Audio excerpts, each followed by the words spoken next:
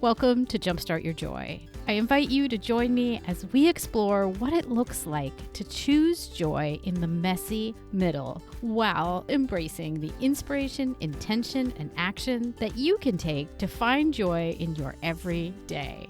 This is your host, Paula Jenkins. Welcome to episode 292 here on Jumpstart Your Joy. This week on the show is a brand new conversation with Andrea Owen, and she's just written a book, Make Some Noise. And of course, she's been on the show. This is her third time, and I always have such a good time talking to Andrea. It's a treat to have her back. I think you're really going to love this episode because we're talking about how we can step into our greatness, especially as women. I think this is more important now than ever before. She talks about the history of how this book came out and came about. I think really stepping into those spaces, even though they're uncomfortable and might feel like they're out of, what is a normal comfort zone for each of us, is so important because that's where we really find our greatness and we step into those gifts that we came here to express. And making some noise also means that we have to stand up against the things that don't work for us at all. As women, it's time to make noise because if we don't stand up for ourselves, the patriarchy is not going to topple itself. Before we get to the show, I want to give you all a very warm welcome and say thank you so much for tuning in this week. I love getting to do this show. And of course, Jumpstart Your Joy has completely changed my own life. And so it's a treat to get to keep doing this after what is now 7 years. This episode is part of my Summer Fun series, which I'm releasing just to put some lightheartedness and some new info out there into the world.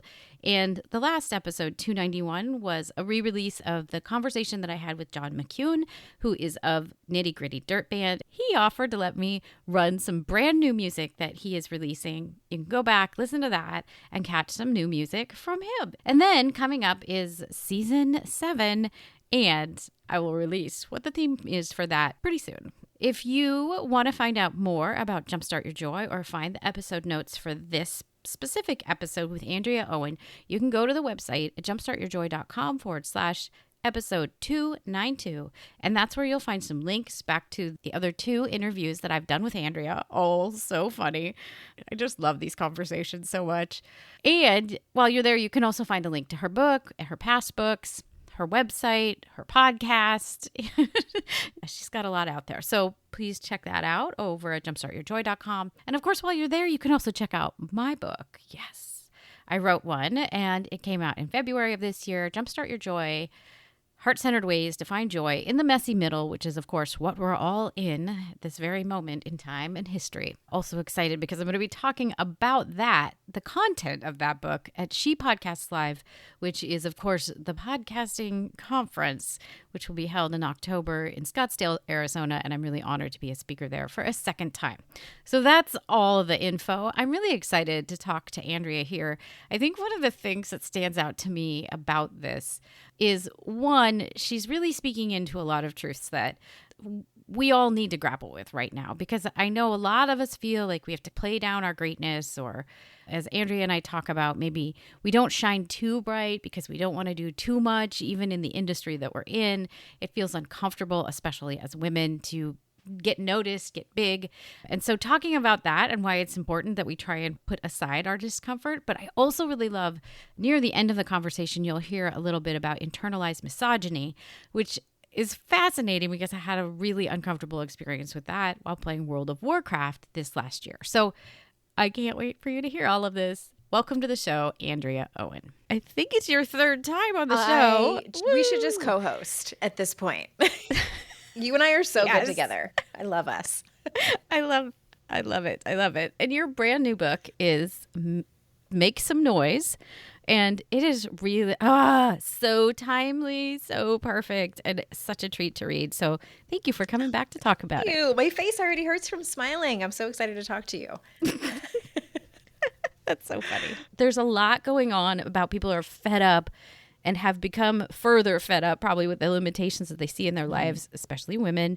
And that became probably more painful during the pandemic for some of us. Can you tell, is that part of what started this book, or does it have origins from further back than the end of 2019? It definitely has origins even farther back from that. So my second book came out in 2018, and even before that, this book was percolating.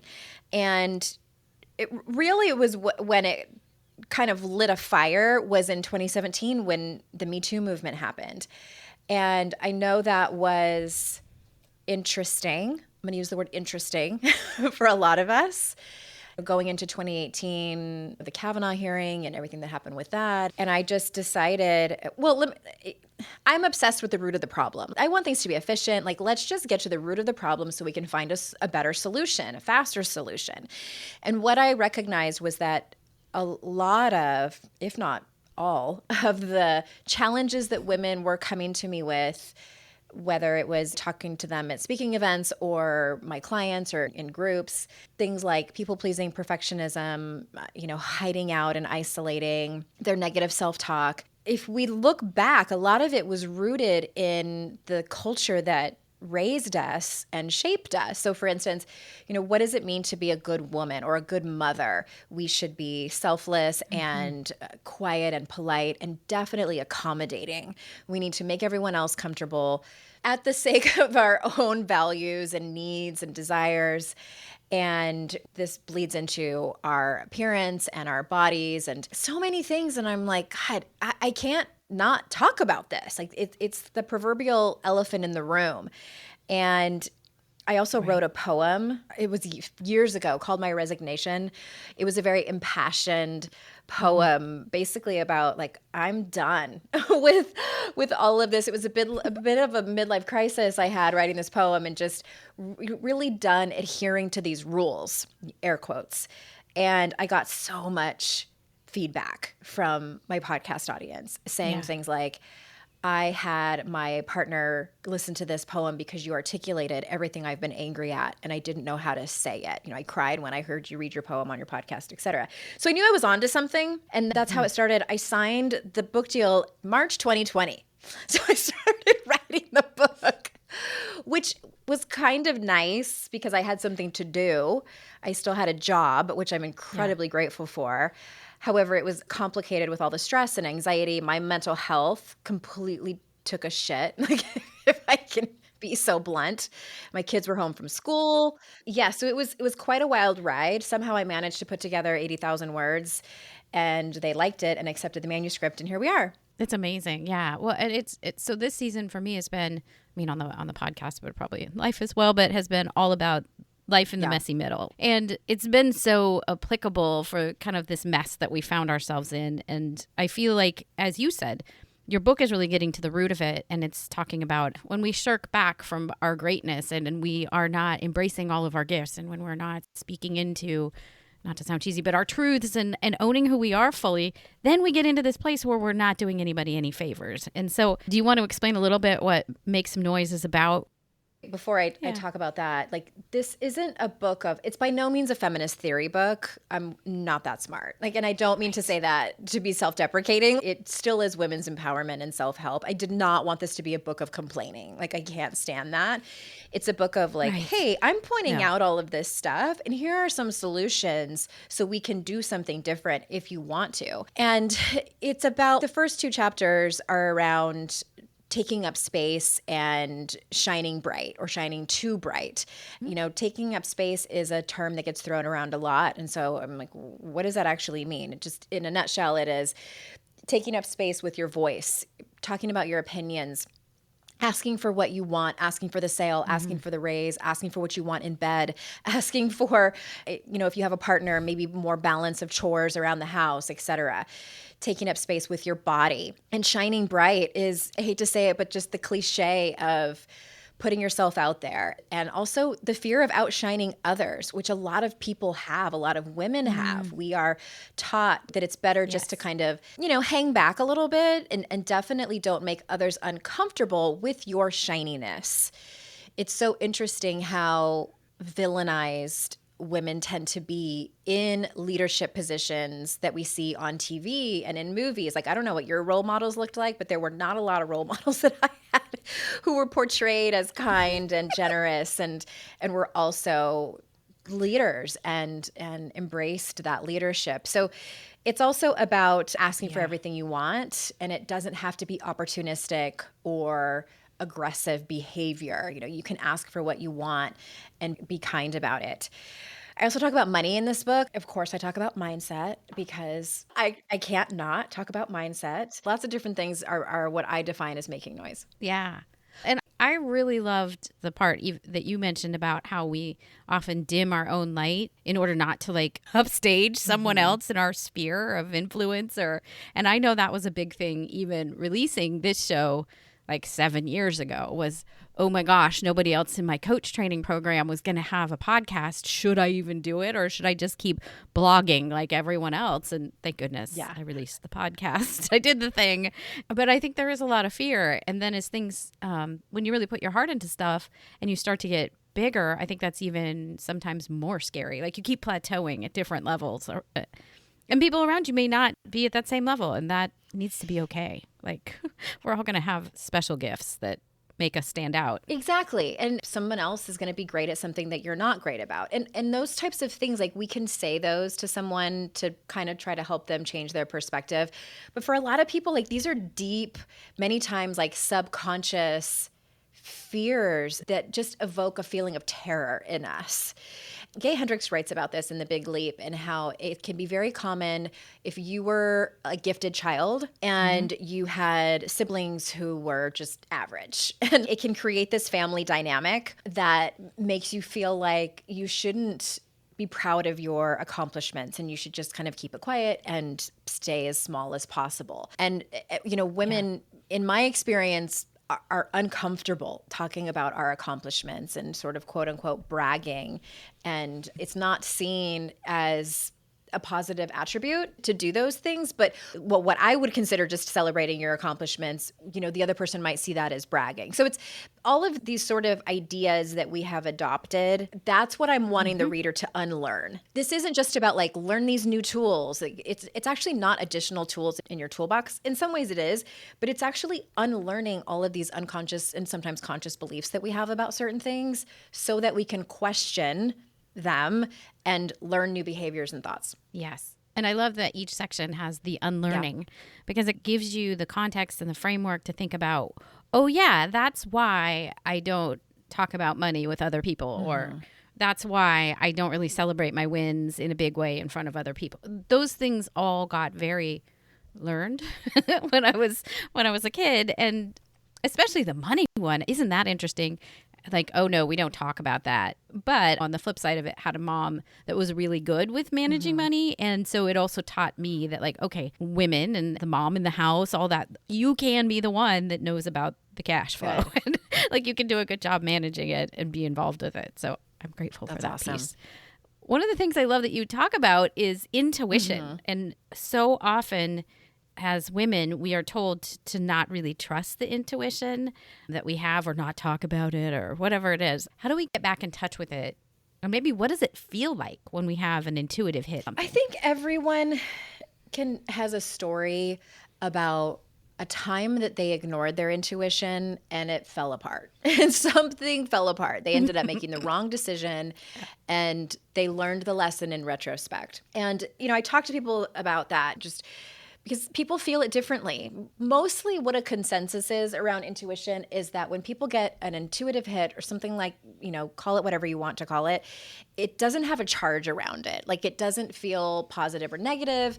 And if it does feel negative, that's usually fear. Intuition is typically quiet and people a lot of times have a hard time explaining it. They're like, I don't know how to explain it. I just knew, or I just felt it, or I just saw it. I do think that women have this magic, maybe a little bit more than men. I don't know. I've never walked around as a man, but from the stories that I've heard, women seem to be highly, highly intuitive. I don't know if it's because we're the ones that bear children. Who knows? But one of the things I want to mention, and I've talked about intuition, I think in both of my previous books, and in this book I talked about trauma and how trauma can play a part for people who have a hard time listening to their intuition, especially people who have childhood trauma where they were repetitively told that their reality was incorrect, or a family that just didn't talk about the problems. And so the child is like, wait a minute, I feel like things are not okay, but I'm being told that things are okay, or no one's talking about it. So many times people can grow up to not trust their intuition or not be able to hear it. So I just want to mention that because I think people can get frustrated hearing, just trust your gut. It's so easy. Yeah. And so often, I don't know that this is a reality for me as a kid, but I definitely hear parents telling kids, oh, like, don't be sad. Like they challenge even the emotion of things. And then we are all learning. We're all becoming different people. So if you're doing that, no shame, but maybe think about it. But how we interact with children definitely sets what they can trust of knowing about for themselves. And so I think that is really interesting. And I think my whole relationship with intuition changed drastically when I became a mother. Early on, there were a couple of things where I'm like, no, I just know. And the answer is no, we're not doing that. I want to just say one quick thing because I love that you pointed that out about feeling your feelings. We do this to adults too. We do this to ourselves. We make ourselves wrong for having certain feelings. I still catch myself doing it sometimes. One thing, maybe this is for the parents out there to tell yourself, one thing that I tell my children, I've told them since they were very little, and I did not grow up hearing this, is part of the reason that I make sure that I tell them, is I say, your feelings are never wrong. You are allowed to be mad at me. You are allowed to be afraid. Like, there's nothing wrong with any of your feelings, but you are responsible for your behavior. So in other words, you can't be nasty to me. You can't be nasty to your brother or sister. And if you are, then you need to clean up that mess. I've talked to them extensively about that. Like, your feelings are yours. I also really hate that quote, no one can make you feel bad without your permission or something like that. Your consent. I hate that quote. It's like, no. You have clearly not talked to somebody who has complex PTSD. That's trauma. No, that's not true. Right. That's simplifying. There's just nuances to everything. And yeah, isn't that interesting? Because there are people that are expert gaslighters. And yeah, when you get into that extreme end of things, I think sometimes people can wield words in ways that really could, or maybe even intended to hurt. So I think being aware, don't feel like it's always you. I've wielded That's words where I intended to hurt someone. Like, I was in a dysfunctional relationship. I've been in 2 of them. Yeah. So I know what it feels like to have someone do it to you and to do it back. And yeah, that's definitely not my favorite personal development quote. No, I don't really like that one either. Hustle and heart will set you apart. I'm not a really big fan. The hustle part, heart, yes, but not the hustle. Yeah, hustle culture is very 2014. Anyway. It's so out of style. Yes, we're done with it. Oh, goodness. I know one of the things that you talked about, and I would love to dive into this, is internalized misogyny. I would love to share a story, and we can either play with it or not. I just saw this in a very real way, and you'll have to forgive me for the nerd culture here, but I played World of Warcraft for a while and played with a group of dudes, right? Including my husband and my son. We handed out my best move this last summer. And one of the things I saw was some of the guys were not nice to me. They knew we were speaking. They could hear my voice. They knew I was the mother. They knew I was a woman.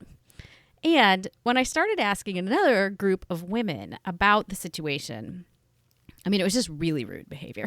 And I asked another group of women about it. And they're like, some of them were like, well, that's just how it is.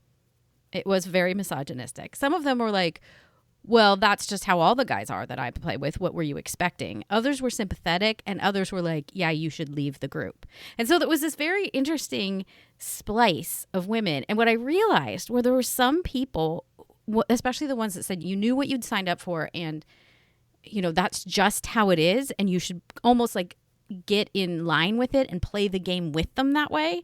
I was like, no. And I think that's internalized 100%. misogyny. Is that your kind of understanding? That's part of it. Would you tell us more about it and how do we break free? I've also heard that misogyny is rampant in the gaming world and like abusive at times. And I've seen videos on it, and I've seen women pushing back on it and talking about it. And I've seen also guys talking about it and getting abused by other guys for talking about it. It's a very interesting dynamic.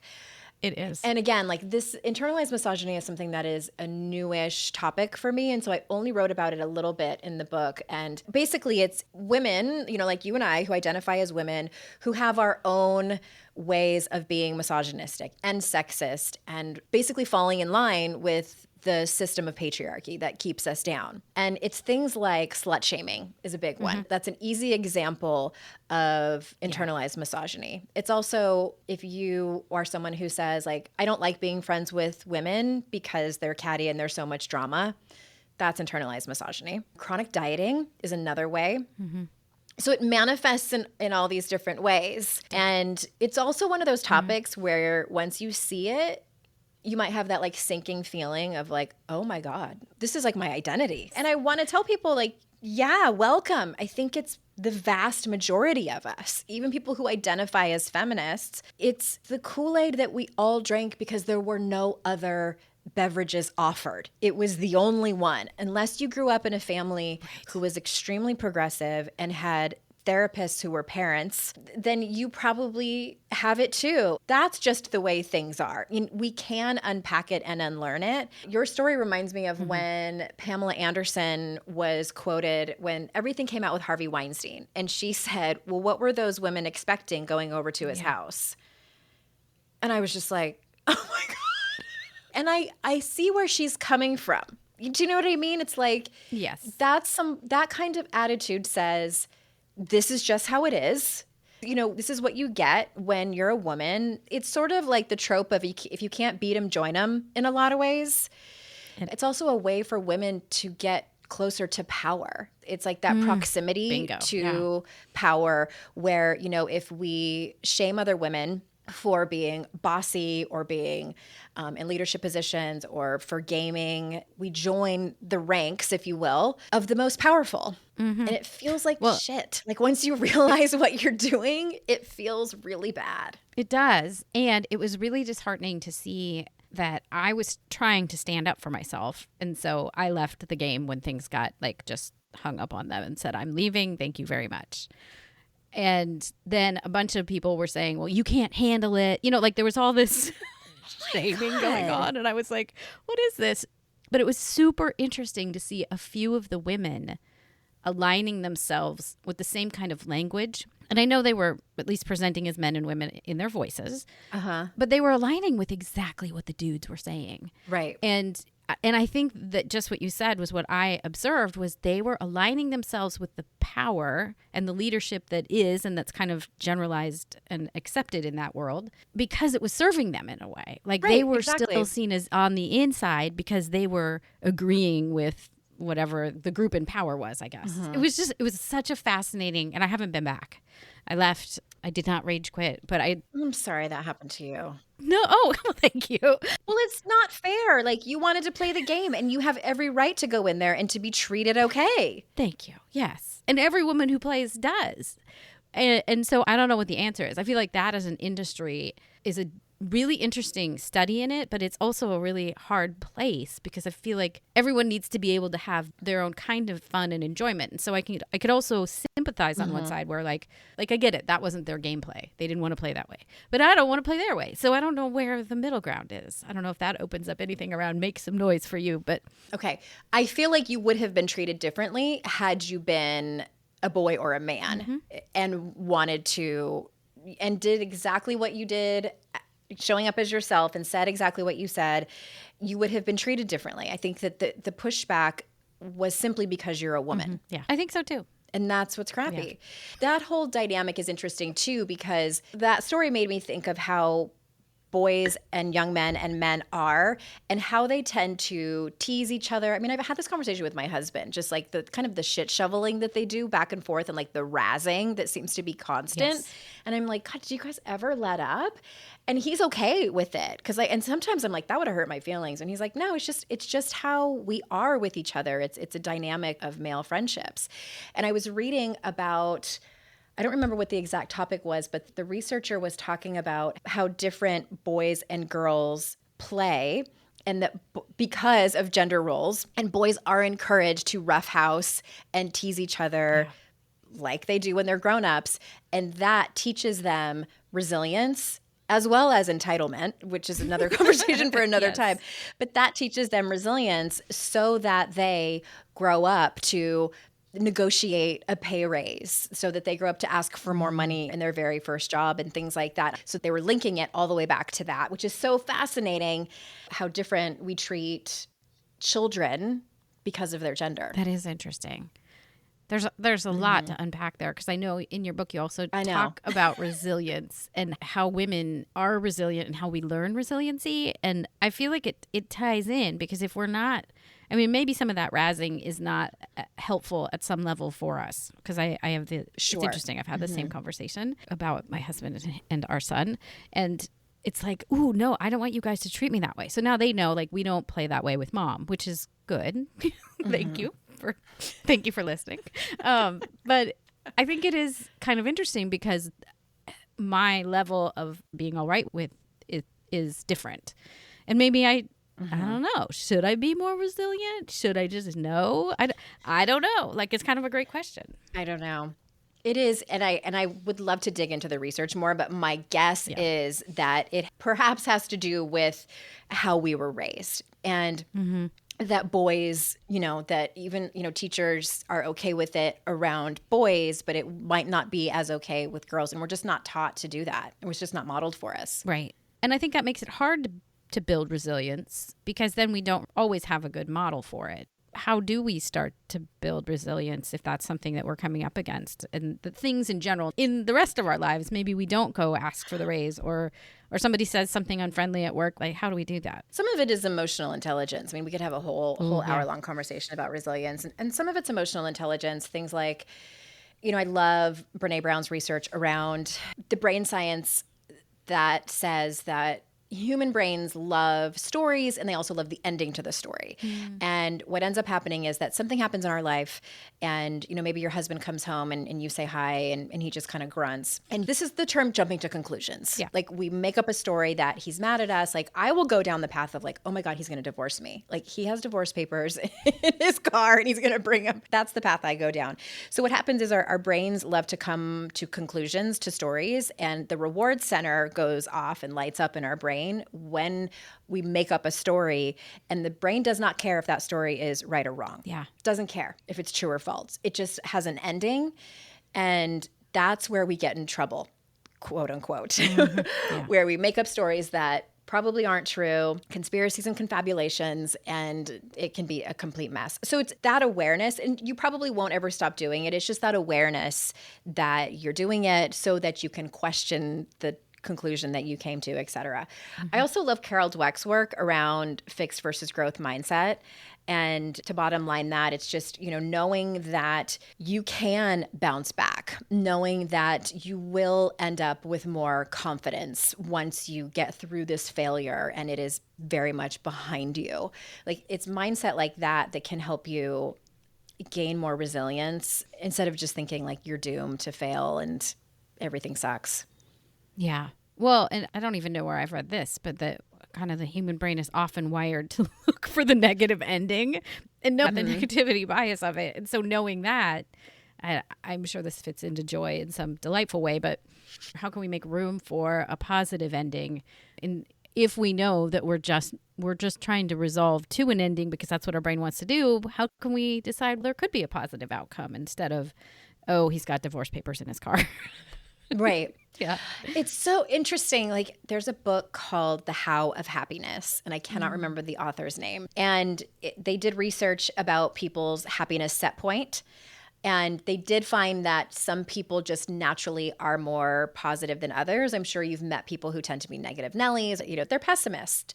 Yeah. And we can train ourselves. I mean, I geek out on brain science. Like, I love it. Just the neural pathways that are created. Like, are you kidding me? Like, did you know that every neuron in your brain can connect with up to 10,000 other neurons? Wow. It blows my mind. So all that to say, when we learn a new task, whether it is tying our shoes or playing World of Warcraft or learning how to think more positively, when we first do it, it's temporary. These new neural pathways that are created are temporary. Just like learning a new language. But the more that we do them, the repetitiveness of it makes them more permanent. It's neuroplasticity is what it is. And it is incredible. And it's so exciting because it's proof that you can not only change your life, but more specifically, you can build resilience. You can start to think more positively. And even if you're not immediately thinking more positively, you are questioning your negative thoughts and kind of taking the long way to more positivity. Yes. And I think that's why I personally love the cornerstone quote for this show, which is joy is a choice and we have to keep choosing it. It's really, it has to do with that neuroplasticity, because we could be wired to look for the negative bias, or we could be wired in any situation to be like, I actually see 3 outcomes that could be really awesome for this thing, which probably does play into the making of noise in your book too, is like when we can see the positive possibilities, we're probably more likely to go for the bigger play in our lives. I want to say this too, to jump back a little bit to your question around like, what does it mean to make noise, is I think that all women's empowerment is an act of rebellion. Like, men's empowerment really isn't a thing. I mean, I guess it kind of is, but like they're mostly empowered already. But no, there's so much still personal development work for people who identify as men to do. But I do think a lot of it is pushing back on the culture, and that's another reason that we titled it this. Yeah, I love that very much, because I feel like there's a whole other discussion we could have about, it was difficult when women gained the right to vote and when we've entered the workforce. And I see the discrepancy being that, like, yeah, we fought for all of that as a gender, I guess, but we never really then gave up all the other stuff that we do, right? So much falls to all of us. And I think that your book is part of that next wave of things, that now we really have to fight for the parts where things become equal in a different way. But it interestingly is the inside out work of recognizing these things that you've brought up. So I'm delighted by your book. Oh, thank you. Me too. Yeah. Yeah. Well, throughout this season, I've been asking people about how they've found joy in the messy middle. And I feel like it's probably very applicable to your book. I think that as we were all forced to stay home, I really thought about how much I love our home. And it's one of those things that's so small. And I know that people are probably, maybe in temporary housing, and I have been in a place where we lived with my parents in the basement when my kids were really little and we had just moved out of state. And I've been in those places where it doesn't quite feel like home yet. But I think I'm finally at a place in my life where this feels like home. We are making it the home that we want. And I just walk around this house, and I'm lucky enough to work from home, where I'm like, I really like it here. And I really like my husband. And I really like my kids. Because, I've been in a marriage where I loved my ex-husband, but I didn't like him very much. And that sucks. That really sucks. Yeah. I know what that's like, and to kind of not know what to do. Like, should I stay because we have so much history and I'm 31 and I want to have kids? Or should I go because my intuition is telling me that this sucks? Like, I've been in that place, and it just didn't feel like home, but it was home. I think, I'm 46 years old. This feels like home. And I not only love the people that I get to spend my time at home with, but I like them a lot. And that brings me a tremendous amount of joy. That's beautiful. Well, and I know on your Instagram account, you've shared a lot about your office, and it's clear you've made it a place of joy. Oh, yeah. Even if we are just talking about the Golden Girls candle. Did I tell you I have Golden Girls tarot cards? No, they made them behind me. My best friend bought them for me for my birthday. Yes, they're hilarious. Even Stan makes an appearance. I now need that deck. Yes. So, I mean, I love that you've taken the intentions of making it a place that you love. I think it shines through, I guess, is what shows on your Instagram account. Yeah. It's beautiful and vibrant, and it's a lovely place to be. Yeah. Yeah. And I think it's interesting because I've found myself, I feel like previously I wondered, when am I going to feel like an adult? Mm-hmm. Oh, hi, pandemic. Thanks. Right. I finally feel like, oh, I'm an adult. Like, I did things. Like, I've made things happen. So I felt like an adult when we signed up for life insurance. I felt like, oh yeah, this is like responsible adult stuff. Yeah. Even though I'm worth more dead than alive now, but I'm like, I guess that's why you do it. Right. Oh my goodness. I mean, fine, like monetarily. Yes. Not really, but monetarily. Yes. Right. Oh my gosh, Andrea, that's hilarious. Well, if somebody wants to find your book or they would like to work with you, how can they go about doing that? So I want to say too, I ask over 250 questions in this book. So I'm like, I went through and counted. Yeah. Like, there's a lot. So we made a workbook for people that's free because I don't want people to just, and listen, if you want to just listen to it while you're working out or go at the grocery store, by all means do that. But I like people to have the option to really change their life, to really dig in. So AndreaOwen.com/noise. And if they buy any copy of the book, audio, hardback, ebook, whatever, they can that. And we have like these really cool book plates where I can sign, personalize it to them and snail mail it to you. There's all kinds of free bonuses on that page. So go check it out. Oh, I'm at Hey Andrea Owen too on Instagram. And I'm on TikTok, which is super fun. Oh my goodness. Well, is there anything else you'd like to, I don't know, bring up about the book or I don't know, anything else before we I just always think too that if people are listening to this and you've had that like little whisper of intuition saying that you want to write a book, I just want to say that publishing is so different now than it used to be, and self-publishing has come so far than it has in, even 5-10 years ago. And I wrote a little note to those people in the acknowledgments of my book. People who keep saying, I want to write a book, or I would love to write a book. Please, this is your sign to do it. Yeah. Well, because you'll keep waiting and you'll just keep holding on to that idea. And now's the time. What's holding you back? Yeah. Well, thank you so much for joining me, Andrea. It's always such a delight to have you on the show. Likewise. I always look forward to conversations with you. And thanks, everybody, for listening. Yes. Yay. Andrea, thank you so much for coming back and for wanting to come back and for having another conversation with me. It is always such a treat to have you on the show. And I really loved your book, Make Some Noise. If you want to find out more about Andrea and links to our past conversations, to her books, to her podcast, to her website, to her coaching, you can find them all at jumpstartyourjoy.com/episode 292. While you're on the website, you can also sign up to receive my weekly newsletter, where I send out 5 things that I've kind of curated from around the web. Some of them are these episodes, so you get a little nudge to come back and listen. But there's also some really fun stuff, like, joyful stories that are going on in the world, which I think we need so much of right now. You can find the sign up for my newsletter on the website, jumpstartyourjoy.com. It's right there on the homepage, along with and right next to that link to purchase my book, if you're wanting to find more ways to find joy in the messy middle. Also, this is super fun. One last thing to mention.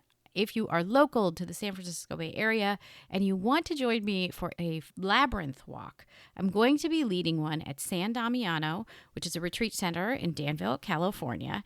And you can join me. It will be in the morning of September 11th. It'll be live. I will be there.